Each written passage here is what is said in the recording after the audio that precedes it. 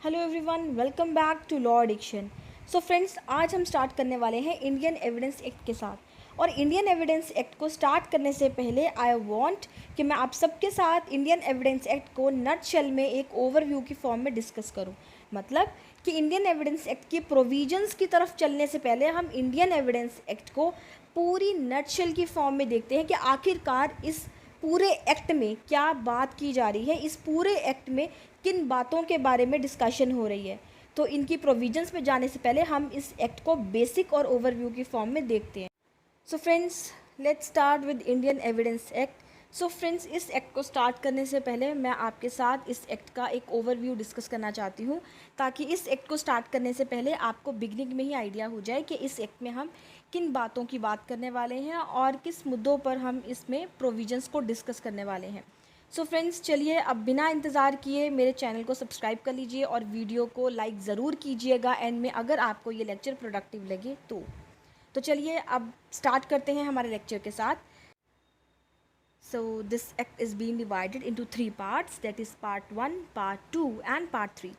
Part 1 talks about relevancy of the facts, part 2 talks about proof and part 3 talks about production and the effect of the evidences.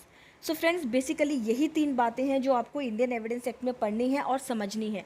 पूरा का पूरा Indian evidence act सिर्फ facts की relevancy की बात कर रहा है, उन प्रूफ्स की बात कर रहा है और उन प्रूफ को कैसे प्रेजेंट करना है और उनका क्या इफ़ेक्ट होगा, इस बारे में बात कर रहा है। So totally 167 sections are been there in Indian evidence Act, जिसमें से section number 1 to 55 talks about relevancy, section number 56 to 100 talks about proof and section number 101 to 167 talks about production and the effect of the evidence. तो चलिए अब इन तीन parts के बारे में थोड़ा सा डिस्कशन करते हैं कि आखिरकार ये हैं क्या। So friends, relevancy of facts. What is relevancy? Relevancy of facts का मतलब कौन से ऐसे फैक्ट्स हैं, कौन से ऐसे मुद्दे हैं जो रेलेवेंट हैं, मतलब जो एलिजिबल हैं, जो काम के हैं और जो ऐसे हैं जिन्हें हम कोर्ट में कंसिडर कर सकते हैं। अननेसेसरी फैक्ट्स को हम कोर्ट में रिवील या कोर्ट में डिस्कस नहीं कर सकते। सो कोर्ट्स में कुछ बातों की ही वैल्यू होती है। So those the valuable things, those valuable facts are known as relevancy of fact. कौन से फैक्ट रेलेवेंट हैं, कौन से फैक्ट रेलेवेंट नहीं हैं, ये हमें रेलेवेंसी ऑफ फैक्ट्स के चैप्टर और पार्ट में पढ़ने को मिलेगा। सो सबसे पहले रेलेवेंसी ऑफ फैक्ट्स में कुछ जर्नल प्रोविजंस हैं। उन जर्नल प्रोविजंस में हमें पता लगेगा कि फैक्ट क्या है, फैक्ट इन इशू क्या है, कौन सा फैक्ट रेलेवेंट है, कौन सा फैक्ट रेलेवेंट नहीं है। फिर इसमें हम बात करेंगे एडमिशंस की। एडमिशन क्या होता है, कौन से एडमिशंस रेलेवेंट माने जाएंगे, कौन से एडमिशंस रेलेवेंट नहीं माने जाएंगे। उसके बाद बात आती है स्टेटमेंट्स की। स्टेटमेंट तो हर विटनेस देता है, तो कौन से स्टेटमेंट्स हैं वो रेलेवेंट माने जाएंगे, कंसिडर किए जाएंगे, और कौन से ऐसे स्टेटमेंट्स हैं जो हम कंसिडर या रेलेवेंट नहीं करेंगे। उन स्टेटमेंट्स की भी बात रेलेवेंसी ऑफ फैक्ट्स में की जाएगी। उसके बाद जजमेंट्स, कौन सी जजमेंट्स, कौन से प्रेसिडेंट्स हम कोट कर सकते हैं, कौन से नहीं कर सकते। So those judgments which are relevant and those which are not relevant are being discussed in this very part. And after that, opinions of third persons, like अगर हम opinion ले रहे हैं, कोर्ट में किसी का opinion रेफर कर रहे हैं, then which opinions are considered to be as the part of relevancy. So friends, all these portions are being covered under relevancy of the facts.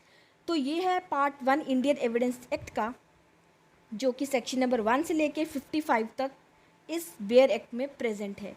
और इन सेक्शन नंबर 1 to 55 में हम relevancy की कुछ general provisions, admissions, statements, judgments, opinions और last character when relevant, कब हम किसी का कैरेक्टर रेलेवेंट के तौर पे प्रेजेंट कर सकते हैं और कब हम किसी का कैरेक्टर कोर्ट में प्रूव नहीं कर सकते हैं।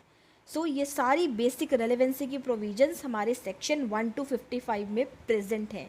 That is part 1 of Indian evidence act. अब बात करते हैं पार्ट 2 की। पार्ट 2 में हम उन्हीं फैक्ट्स के प्रूफ की बात कर रहे हैं कि अभी हमने जो भी रेलेवेंट फैक्ट्स समझे या पढ़े, उनमें से ऐसे कौन से फैक्ट हैं जिन्हें प्रूफ करना पड़ेगा या ऐसे कौन से फैक्ट्स हैं जिन्हें प्रूफ करने की ज़रूरत नहीं है। सो प्रूफ में जो सेक्शंस इन्वॉल्व हैं, that is section number 56 to section number 100। Section 56 से सेक्शन नंबर 100 में हम प्रूफ की बात करेंगे। इसमें कौन से फैक्ट्स प्रूव होने वाले हैं या नहीं है उनकी बात आएगी। उसके बाद एविडेंसेस दोस्तों दो तरह के होते हैं, that is oral and documentary. अब ये ओरल एविडेंसेस क्या होते हैं, डॉक्यूमेंट्री एविडेंस क्या होते हैं, ये भी हमें इनकी प्रोविजंस में ही पता लगेगा कि कब ओरल एविडेंस दे सकते हैं, कब ओरल एविडेंस नहीं दे सकते, कब डॉक्यूमेंट्री एविडेंस दे सकते हैं, कब डॉक्यूमेंट्री एविडेंस इस तरह से प्रेजेंट करने होंगे। So public documents, journal provisions and presumption as to documents, documentary evidence के मीनिंग से लेकर डॉक्यूमेंट्री एविडेंस के प्रोडक्शन तक जो भी बात होगी वो सब इस प्रूफ में होगी। So this was about part 2 of Indian evidence Act, जिसमें हम प्रूफ की बात करेंगे। प्रूफ क्या है, कौन से फैक्ट प्रूफ करने हैं, कौन से नहीं करने हैं, कौन से ओरल हैं, कौन से डॉक्यूमेंट्री एविडेंस है, उन्हें कैसे प्रूफ करना है, तो ये सारी बातें हम पार्ट 2 में समझेंगे। उसके बाद बात आती है पार्ट 3 की। सो फ्रेंड्स, अब हमारे पास कितने सेक्शंस बचे? ऑब्वियसली 100 नंबर सेक्शन के बाद के जो सेक्शंस हैं वो इसी चीज़ के बारे में बात करने वाले हैं।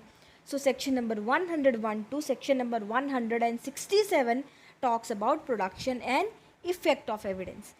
सो फ्रेंड्स, आई होप आपको first 2 parts Indian evidence act के समझ आए होंगे कि हमने इसमें क्या क्या पढ़ना है, और इंडियन एविडेंस एक्ट के ये 3 पार्ट्स में से ये पहले 2 पार्ट्स किस बारे में बात कर रहे हैं। तो फ्रेंड्स, अगर आपको ये वीडियो अभी तक अच्छा लग रहा है या समझ आ रहा है या कुछ भी रेलेवेंट लग रहा है तो please go and hit the like button, और इसको अपने फ्रेंड्स और बैचमेट्स के साथ भी ज़रूर शेयर कीजिएगा। तो चलिए अब चलते हैं हमारे लास्ट पार्ट की तरफ। So friends, last part talks about production and effect of evidence. अब इसमें बात आ रही है कि अब वो प्रूफ हमने प्रेजेंट कर दिए हैं, अब उसके बाद क्या होगा? उसके बाद वो जो प्रूफ है उसका बर्डन क्रिएट होगा कि वो प्रूफ जो है वो प्रूफ करने की या उसको डिनाई करने का जो बर्डन है वो किस पर है। सो ये बात आती है बर्डन ऑफ प्रूफ की, कि जो भी प्रूफ प्रेजेंट हुए हैं इसे प्रूफ करने का या डिनाई करने का या व्हाटसोएवर उसको डील करने का जो भी बर्डन है वो किसके ऊपर है, आइदर ऑन प्लेंटिफ और ऑन डिफेंडेंट, दोनों में से किसके ऊपर जा रहा है बर्डन ऑफ प्रूफ। इस बारे में भी इसी के अंदर बात होगी। उसके बारे में पढ़ने के बाद बात आती है ईस्टॉपल की। सो फ्रेंड्स, कॉन्ट्रैक्ट एक्ट से लेकर अब तक जितने भी आपने लॉज पढ़े हैं सब में आपको ईस्टॉपल नाम की चीज़ तो पढ़ने को ज़रूर मिली होगी।